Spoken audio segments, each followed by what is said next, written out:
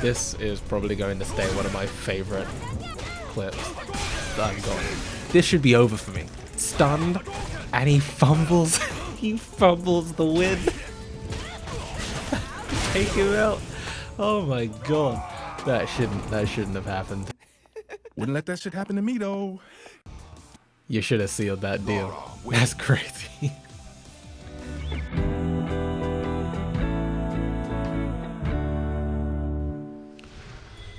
Alright, it's been a while since I've spoken on this channel. I think this is probably a good opportunity to talk about the actual goals of the channel, you know, and then I'll get into my current obsession with Street Fighter. Today the footage is just going to be some highlights from some of the recent matches from the last few days, week or so. I scraped into silver for like a second, for like a match or two, but I don't really think it counts until you're safely in silver.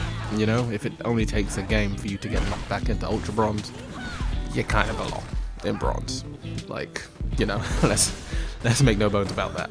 But yeah, in the future, I'll try and record some actual live matches. You know, some matches where I'm actually talking at the same time, so you can actually hear my panic and frustration in real time. But yeah, so this channel was never meant to be overly, you know, specific or restrictive. You know, I was always planning on kind of just posting whatever I felt like at the time, as long as it wasn't, you know, all over the place. There does need to be some kind of cohesion here, so I can't be making guitar videos one day and then, you know, hey, I'm gonna bake a cake in the next video, and then I'm gonna go out on the street and harass people for a prank video or something like that. Like, you know, it makes no sense. So yeah, the channel started with music and games, and that's probably how it's gonna stay. I don't really see that changing, but who knows. You know, I play games a lot, like every day, and I never really record it, which does seem like a waste. Speaking of waste, this guy just got destroyed at the end here. I almost felt bad, you know. That's a very strong almost, but goddamn, that would have been the end of the gaming session for me that night. Anyway, let's talk about Street Fighter. The funny thing, and I didn't even know this until semi-recently, is that I'd originally played way more of Street Fighter's predecessor than any actual Street Fighter game.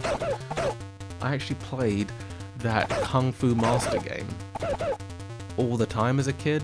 It was like, I think it was originally in the arcades, but the version I played was the NES version. But yeah, it was, what, 1984? That guy, Takashi Nishiyama, he made that game before he got hired by Capcom, and essentially that was kind of the first, like, side-scrolling beat-em-up game of the time. So Capcom was like, yo, what can you do with this? And then Street Fighter was born. And I actually think that was the inspiration for Mario as well, the side-scrolling mechanics. You know, Miyamoto ended up being inspired by that as well. So it was cool, little piece of history.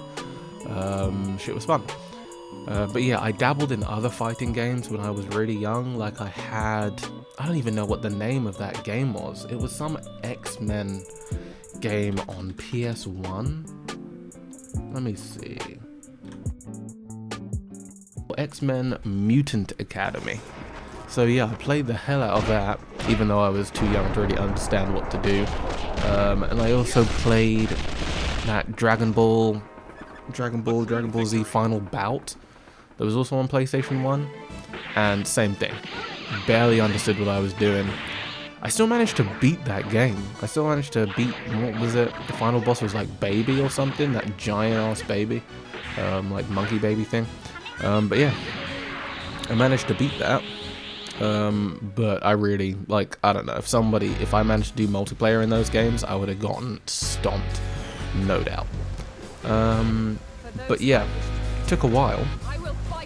But I can actually finally see the appeal of the genre.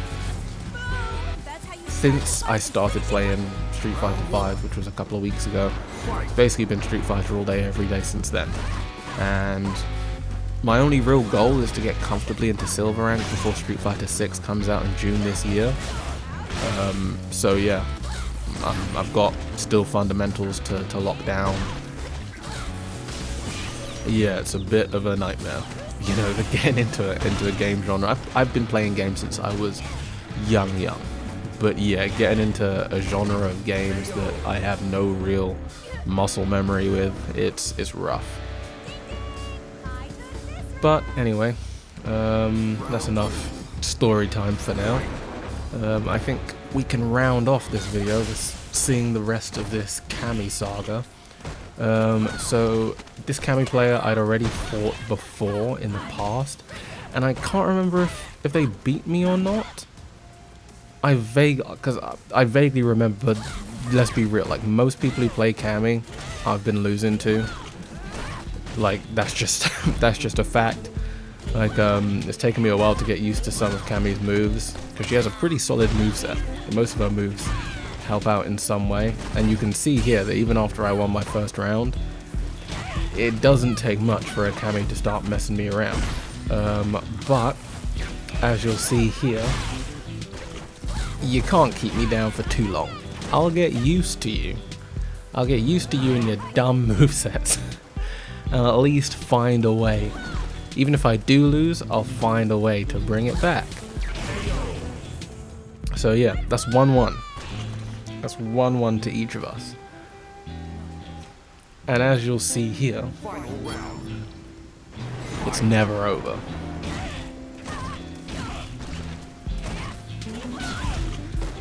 The thing that I will say is I never wanted to pick Laura to begin with.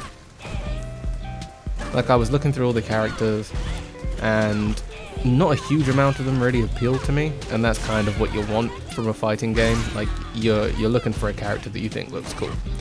And Laura was one of the cooler looking characters to me. And from her looks, like from the style of character she appeared to be, I thought she was like some kind of capoeira style character. So when I found out that I was essentially committing to playing as a grappler in my first real fighting game experience, I was ready to bow out and regret it. Oh yeah, check this out. That's I didn't even know that was a feature in the game. I didn't know you could get double KOs, but hey, it happened. And the best thing is, this guy didn't want a rematch. This is like the rematch situation. You want a rematch, but he was quick to dive out. He immediately was like, no, we're not doing a rematch. So imagine my surprise when he comes up again. Like, I immediately recognized his name and immediately recognized the outfit that he was wearing, and I was like, oh shit, this is the same guy. So, you know, golden opportunity to get you know, confirmation on who the best really is. But yeah, as much as Laura wasn't necessarily, or Lara, I'm not exactly sure how it's pronounced, but yeah, she wasn't really the kind of playstyle I was looking for in a game like this. Like, landing command grabs and all that shit is stress, you know? I managed to get this one here, but most of the time, like in a game where someone's really good, I don't know how I'm supposed to land all these command grabs and these grappling techniques. It's rough. You know, but I'm getting there. But yeah, now once I'd actually gotten an idea on her moveset, like that wheel thing, that sunset wheel or whatever it's called, I can't actually remember what it's called, but that like flip kick, super useful. It's a bit slow moving for an attack that, you know, you're trying to get someone who's crouched, trying to, you know, essentially, for people who don't know, I'm sure a lot of people do, but crouch block is like the foolproof block in most ways. The only way you can get through that is normally with a jumping attack, and that wheel flip kick is the best for that. You can really, you know, don't use it too much, and you can really dupe people into letting you smash them with that. And the great thing is, it's also pretty good as an anti-air. If it's not an actual anti-air, you can normally avoid, like either you'll go under them when they jump and avoid the damage, and you can go straight into blocking and swap sides, or your leg will scrape them as they jump over and you'll get a free hit. Because yeah, over time, you know, you pick up on everybody's got moves that work for certain things, and you can normally fit them in somewhere. But yeah, we'll round off this video with one of my more successful fights against a silver player. And I was surprised by this because this dude's, you know, reasonably into silver. He's not scraping the edge. But I didn't have too much trouble with him. You know, I get the feeling that maybe he hadn't fought against many Lauras, but I'm not sure, because some of the habits he had were just bad. Like, doing that sweep kick, the only time, at least in my opinion, that doing the heavy sweep kick is worth it is if someone's just heavy sweep kick you.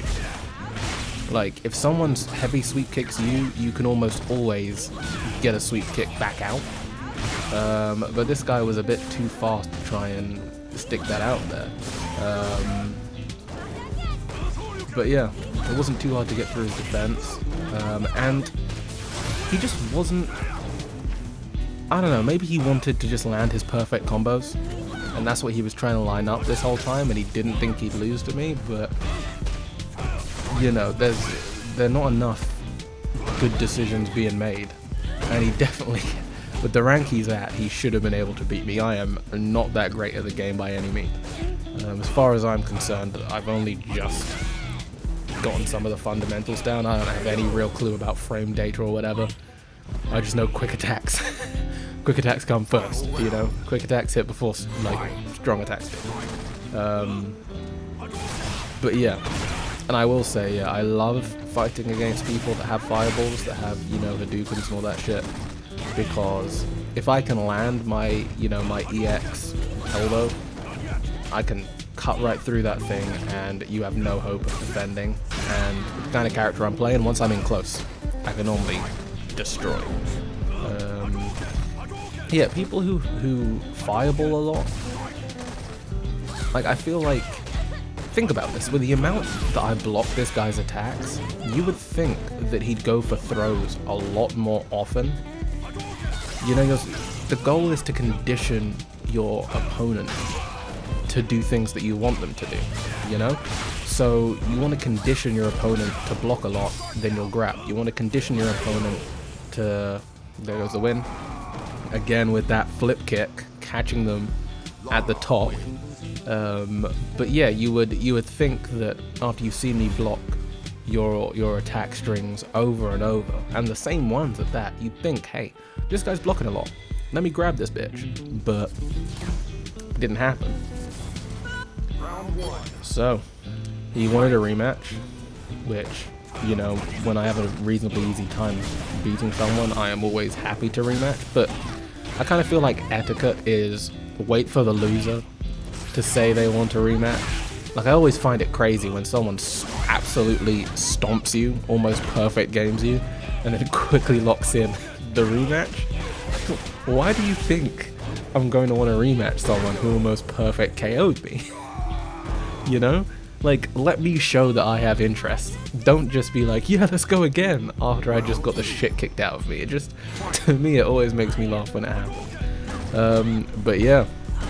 This guy came for the rematch and didn't really change any of the techniques he was using against me. You know what I mean? Still going for those spam Hadoukens at a distance, which I'm just going to elbow through that at some point. You can see they're very quick to block, so that's my way of landing those command grabs. It's difficult for me, and you'll probably notice as more of these videos come out, I never do regular command grabs. That was a lucky whiff. I never do regular command grabs. I only do the EX command grab because you get a rush forward, and that, you know, takes away some of that distance. And even though someone can dodge, or like they have enough time to dodge or block that, I don't know, it's easier to land. Check this out.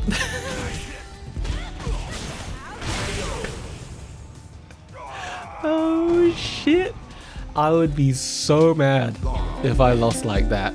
That was over. But he fumbled through it. Gold. Ugh, just gold. But yeah, see you next time.